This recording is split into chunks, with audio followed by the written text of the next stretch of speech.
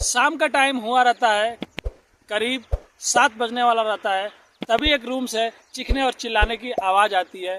उस घर में जितने भी लोग रहते हैं सब रूम की ओर दौड़ते हैं और जाके देखते हैं एक आदमी जिसका उम्र 35 साल है, बेचारा ज़मीन पे गिर के छटपटा रहा है और उल्टियाँ कर रहा है। घर वालों को कुछ समझ में नहीं आता है, लेकिन वो उसी टाइम थोड़ा हिम्मत करके ये बोलता है, माँ तुम जैसा चाहती थी वैसा तो हो गया। फिर वहीं पे उसकी पत्नी रहती है, उसको भी बोलता है तुम जैसा चाहती थी वैसा तो हो गया, अब तुम दोनों लोग आज़ाद हो, अपनी ज़िंदगी में तुम लोग कुछ भी करो, मैं बोलने नहीं आऊँगा। और उस बेचारे का उसी टाइम सांसें रुक जाती है और ये दुनिया छोड़ के वो चला जाता है। तो चलिए इस कहानी को इस वीडियो के माध्यम से बताते हैं। और ये कहानी बहुत दर्द भरी है। प्लीज़ आप लोग से रिक्वेस्ट है कि वीडियो को लास्ट तक ज़रूर देखें और अपनी राय ज़रूर दें। और अगर आप इस चैनल पर नए हैं तो कमेंट ज़रूर करें, लाइक ज़रूर करें और शेयर ज़रूर करें, सब्सक्राइब ज़रूर करें। चलिए कहानी को शुरू करते हैं। तो नमस्ते, आदाब, सत श्री अकाल। आज की कहानी बहुत ही दर्द भरी है और ये कहानी में कैसे हमारे समाज में सब घटनाएं घट रही है और ऐसे चीज़ हो रहा है, इसी पे इस कहानी को मैं लेकर आया हूँ जो सच्ची घटना पे आधारित है। ये कहानी उत्तर प्रदेश की एक छोटे से गांव में, इस छोटे से गांव में एक परिवार रहता था और उस परिवार में कुल 6 सदस्य रहते थे। 6 सदस्य में से एक माता पिता और उनके 2 पुत्र और 2 लड़कियां रहती थी। बड़े बेटे का शादी ऑलरेडी हो चुका था। बड़े लड़के का नाम हितेश था और छोटे का नाम सरजू था। बड़ा लड़का दिल्ली में सिलाई का काम करता था और छोटा लड़का गांव में ही मजदूरी सब काम करता और घर का भी सब चीज़ देखते रहता था। अचानक घर के जो मुखिया रहते हैं, जो सबसे बड़े होते हैं, उनके पिता, उनका तबीयत खराब हो जाता है और तबीयत खराब होने से कुछ महीनों बाद उस बेचारे का उनका देहांत हो जाता है। वो इस दुनिया से चले जाते हैं। बड़ा भाई घर पे आता है, कुछ महीने घर पर रुकता है, फिर दिल्ली चला जाता है। लेकिन घर में एक से एक परेशानियां आने लगती है, एक से एक प्रॉब्लम आने लगती है। फिर धीरे धीरे करके घर में छोटा लड़का और मेहनत करने लगता है और दूर दूर जाके कमाने लगता है। जो काम नहीं करना चाहिए था वो बेचारा करने लगता है, क्योंकि वो लोग गाँव से थे, थोड़ा कम पढ़े लिखे थे। तो छोटा वाला बेचारा कोई कुछ भी बोलता था, चुपचाप सरजू जो था करता रहता था। ऐसे कर करके 2 साल बीत जाते हैं। कैसे भी सरजू ने करके अपनी एक छोटी बहन का शादी कर देता है। एक लड़की का शादी ऑलरेडी हो चुका रहता है उसकी बहन का। और जो बड़ा भाई रहता है वो कभी भी पैसे देता, कभी पैसे नहीं देता, लेकिन सब जिम्मेदारी छोटे वाले भाई के ऊपर ही था। ऐसे 2 साल बाद अपनी बहन का शादी करने के बाद उसके घर पे जो उसकी माँ रहती है वो भी बोलती है कि मैं मर जाऊंगी या दुनिया छोड़ के चली जाऊंगी तो तुम्हारा क्या होगा, मेरे रहते हुए तुम अपना शादी कर लो, तुम्हारी भी मैं कहीं शादी कर देती हूँ। इसी बात को कुछ महीने होने के बाद सरजू का भी शादी लग जाता है गांव से 10 किलोमीटर दूर पे, और उसका बेचारे का शादी हो जाता है। बहुत अच्छे से सब चीज़ चल रहा होता है और पूरे घर की जिम्मेदारी सरजू अकेले उठा रहा होता है। इधर बड़ा भाई जो हितेश रहता है वो घर में आके झगड़ा करने लगता है कि मुझे तुम लोग के साथ में नहीं रहना है। सरजू कम पैसे कमाता है, मैं पैसे ज़्यादा कमाता हूँ। मैं पैसे महीने का 10,000 भेजता हूँ, सरजू गांव में 200-300 का जॉब करता है, किसी का घर में काम करता है, तो मैं उससे ज़्यादा कमाता हूँ। तो मैं तुम लोग को अभी नहीं खिला सकता, तुम लोग जो इधर जाना है उधर जाओ, अपना जो देखना है देखने लगो। अब बड़े भाई का झगड़ा देखकर छोटा भाई बेचारा सरजू मान जाता है और बोलता है कि भैया आपको जैसे रहना है, जिधर रहना है आप जाओ रहो, मेरे को कोई मुश्किल नहीं है। मैं अपने बीवी और अपना माँ का और मेरी बहनें भी अगर कभी मेरे घर पे आएंगी तो मैं सबका ख्याल रख लूँगा, लेकिन आपके पास कभी भी कोई चीज़ मांगने नहीं जाऊँगा, चाहे मैं मर ही नहीं जाऊँ या कुछ भी मेरे को हो जाए। दोनों भाई में बंटवारा हो जाता है। इधर सरजू बहुत अच्छे से सब चीज़ हैंडल कर रहा होता है, सब चीज़ देख रहा होता है। और सरजू का कुछ महीने बाद एक लड़का पैदा होता है, बेचारा जो हैंडीकैप रहता है, थोड़ा उसको प्रॉब्लम रहता है। सरजू भी थोड़ा मन से अंदर से उदास रहता है कि ऊपर वाले ने एक दिया भी तो ऐसा चीज़ दे दिया, लेकिन सरजू हार नहीं मानता है। उस बच्चे का भी ख्याल रखता है, अपने बीवी का भी और अपने माँ का भी। कुछ महीनों बाद उसकी जो बहन रहती है वो घर पर रहने के लिए आती है। घर पर रहने के लिए आती है तो सरजू अपने जानते हुए सबका बहुत अच्छे से ख्याल रखता है, सबको देखता है। लेकिन उसकी बहन जब आती है तो क्या बोलती है कि तुम बस अपने बीवी को देख रहे हो, अपने बच्चे को देख रहे हो, मैं आई हूँ, मेरी माँ है, उन लोग को तुम नहीं देख रही हो। सरजू हाथ जोड़ के बोलता था, तुम लोग को जो चाहिए मैं ला के दूंगा, मैं तो एक दिन में 200 रुपये कमाता हूँ, तो बताओ मैं तुमको क्या क्या दूँ ला के या क्या क्या नहीं दूँ। इधर मेरा बच्चा जो है वो हैंडीकैप है, वो बेचारे का मैं टेंशन में रहता हूँ, तुम बोल रही हो कि मेरे को चीज़ ला के दो। बेचारा सरजू घर में एक टाइम बाजार नहीं करता, लेकिन अपनी बहन का फरमाइश ज़रूर पूरा करता था और अपने बहन को ला के सब चीज़ देता था। इधर उसकी बहन थी, बहुत खुशी से रहती थी। फिर बात इतना बढ़ गया उसकी बहन में और उसकी बीवी जो रहती है, उसका बीवी का नाम मीना रहता है, मीना से झगड़ा होने लगता है। फिर झगड़ा डेली होते रहता था और उसकी जो माँ रहती है, उसकी माँ से और उसकी बहन से और जो उसकी पत्नी मीना रहती है, मीना से भी झगड़ा अक्सर होते रहता था। रोज देखकर एक दिन सरजू बोला, रोज झगड़ा देखकर एक दिन सरजू बोला, अगर तुम लोग ऐसे ही झगड़ा करते रहोगे तो मैं इस दुनिया में कहीं चला जाऊंगा और कभी भी लौट के नहीं आऊँगा, फिर तुम लोग झगड़ा करते रहना। वो बेचारा बोले भी तो किसको बोले, अपनी माँ को भी नहीं बोलता था, अपने बीवी को भी नहीं बोलता था। वो बेचारा सीधा साधा था, वो अपने माँ को भी नहीं बोलता था, अपने बहन को भी नहीं बोलता था और अपने बीवी को भी नहीं बोलता था कि तुम लोग चुप हो जाओ। बेचारा बस काम करता पूरे दिन और शाम को बाजार करके लाता, घर में भी सब लोग खाते रहते थे। कभी किसी ने सरजू से ये नहीं पूछा कि तुम दिन भर काम करते हो, पैसे लाते हो, कुछ अपने लिए अच्छे कपड़े ले लो। बेचारा सरजू का अच्छे चप्पल भी नहीं था, अच्छा कुछ कपड़ा भी नहीं था, लेकिन बेचारा घर में सबका ज़रूरत पूरा करने के लिए पूरा दिन ईंट भट्टा पे किसी के घर में काम करते रहता था बेचारा और घर की सारी जिम्मेदारियां उठाते रहता था। बड़ा भाई हितेश था, वो 1 रुपये भी नहीं देता था, अपने बीवी को लेकर दिल्ली में रहने लगा। घर पे कौन क्या कर रहा है उससे उसको कोई भी मतलब नहीं था।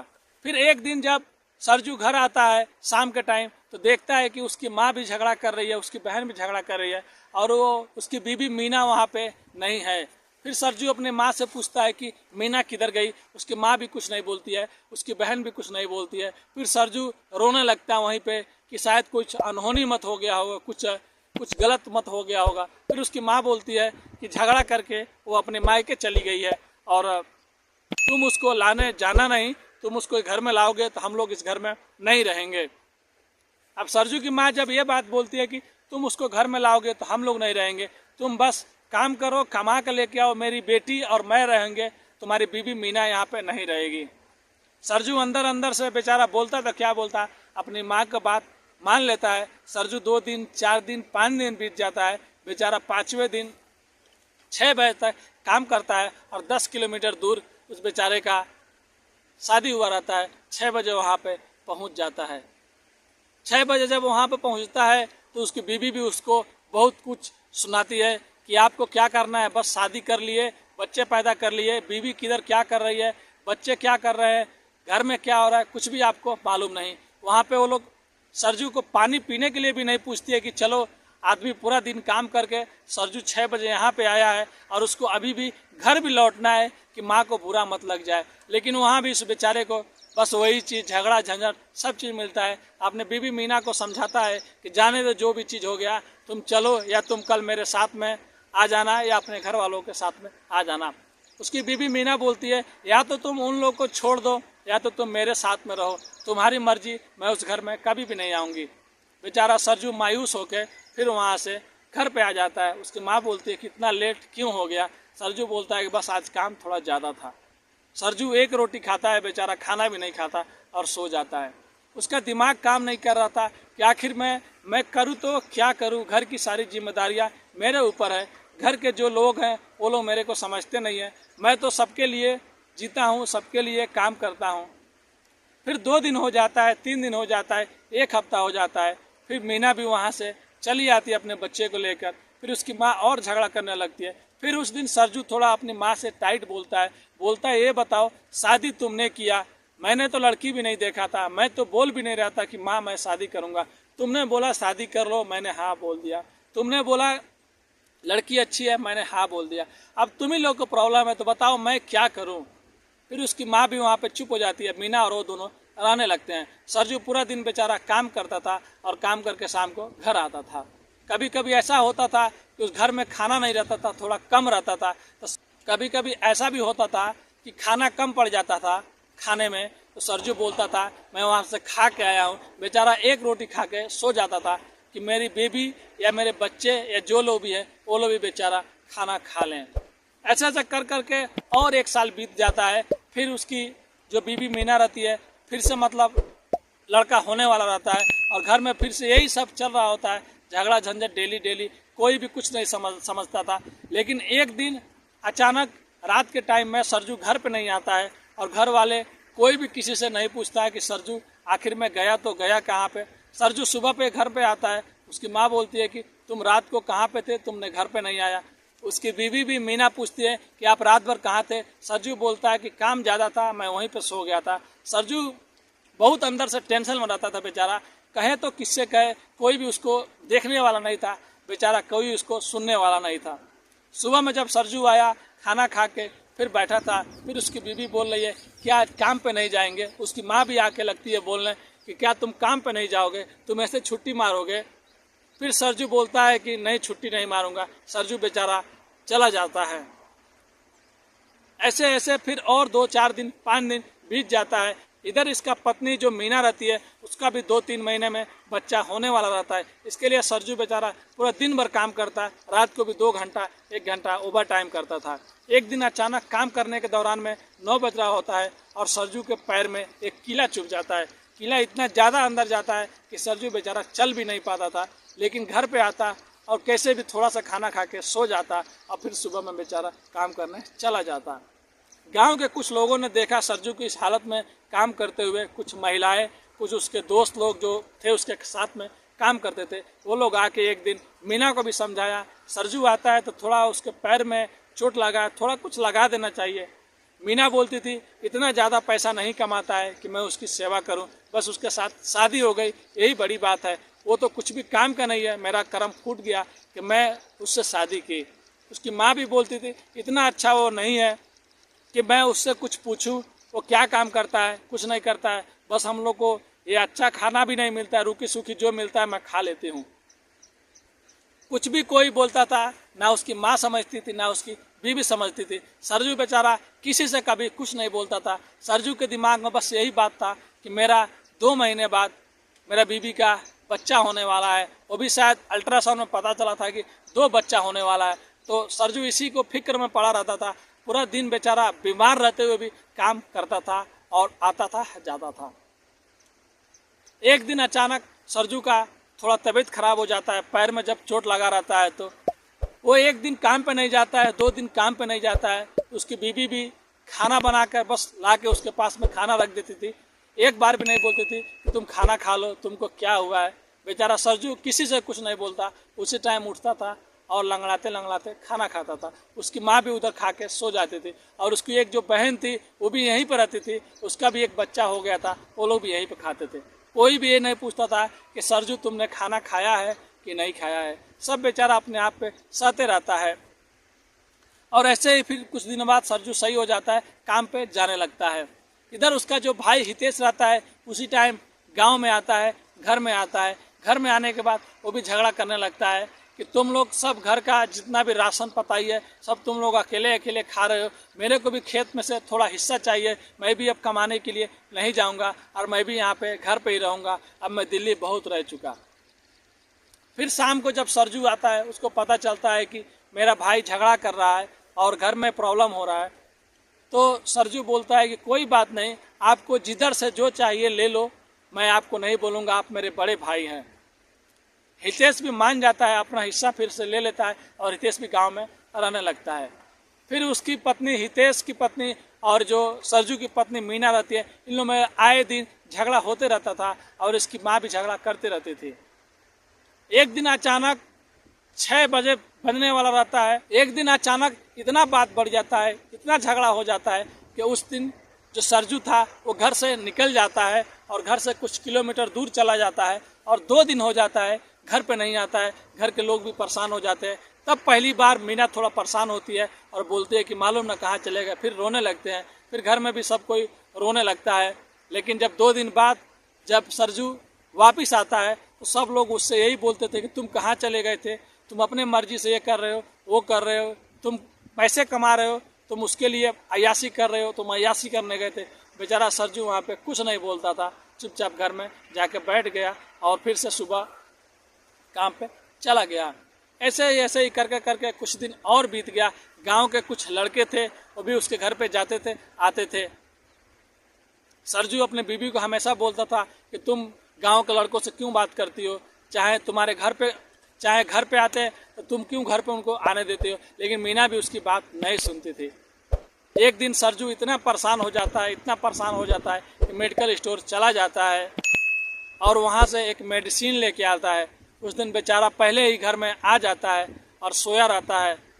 घर वाले बोलते हैं क्या हुआ है, बोलता है कुछ नहीं हुआ है और दवा खा के सो जाता है। वही जब 7-8 बजने का टाइम रहता है तो घर में से आवाज़ आने लगती है सामान गिर रहा है। फिर उसकी बीबी मीना और उसकी माँ और उसकी बहन दौड़ के जाती है। तब देख रही है कि सरजू ज़मीन पर पड़ा हुआ है और उल्टियाँ कर रहा है और छटपटा रहा है और रो रहा है बेचारा, और एक ही बात बोल रहा है कि माँ जैसा तुम चाहती थी वैसा तो हो गया। मीना को बोलता है कि अपनी पत्नी को जैसा तुम चाहती थी मीना वैसा भी हो गया। अब तुम दोनों लोग हमेशा खुश रहना। अब मैं इस दुनिया को छोड़ के जा रहा हूँ।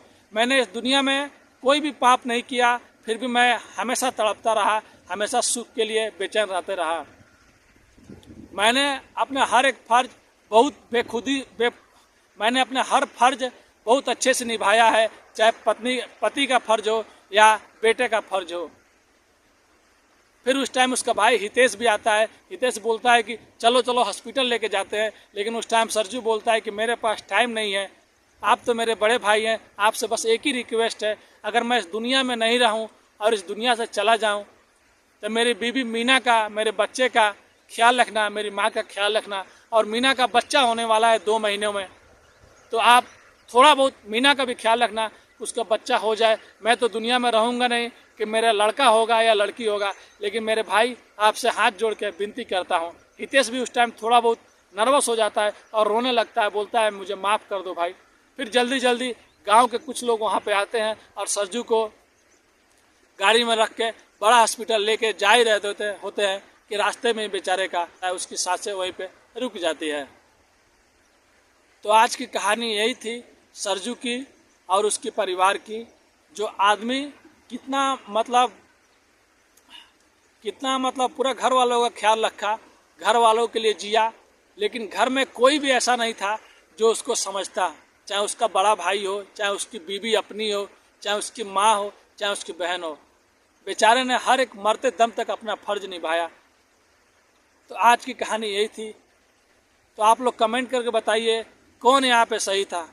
सरजू तो मेरे मानने में सरजू बहुत अच्छा था बेचारा, लेकिन उसकी बीबी ने उसके साथ में क्या किया, माँ ने क्या किया, भाई ने क्या किया, तो कमेंट करके ज़रूर बताइए। और हमारा मकसद किसी भी समुदाय, किसी भी धर्म का ठेस पहुँचाना नहीं है और लोगों को जागरूक करना, किसी का भी दिल दुखाना नहीं है। तो ऐसी कहानियों के लिए हमारे चैनल को सब्सक्राइब, लाइक, शेयर कर लीजिए। और नेक्स्ट पार्ट 2 में बताएंगे कि क्या उसका बच्चा हुआ तो उसका भाई ने उसका साथ दिया, क्या उसका बेटा हुआ या बेटी हुआ, फिर उसके परिवार का, सरजू का क्या हुआ। तो अगर आप अगला वीडियो देखना चाहते हैं तो प्लीज़ लाइक, सब्सक्राइब, शेयर कर दीजिए। मिलते हैं नेक्स्ट वीडियो में कुछ अच्छी कहानियों के साथ। अभी के लिए अलविदा लेते हैं। धन्यवाद।